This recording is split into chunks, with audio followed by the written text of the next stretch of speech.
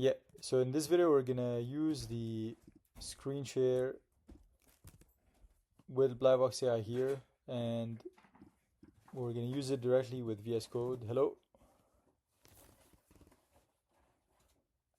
Hi there. How can I help you today? Yeah, can you see my screen?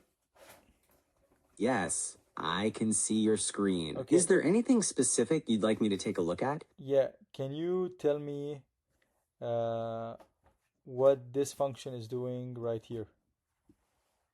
This function get_categories description takes a description as input and uses the OpenAI API to categorize movie descriptions, returning a one-sentence summary in categories in JSON format.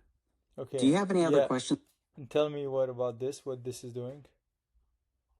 The code you're pointing at is a loop that iterates through a few movie examples, extracts the overview and title for each movie, calls the get_categories function with the overview as input, and then prints the title, description, and the result from the get_categories function.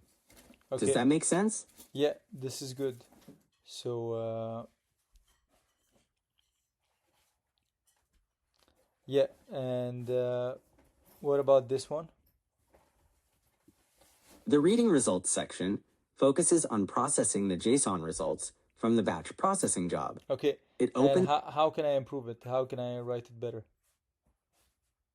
To give you the best advice, what specific aspect of this code would you like to improve?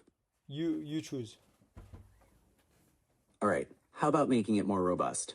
Error handling could be improved by adding checks to ensure that the quote choices list is not empty and that the expected keys exist in the JSON response before accessing them.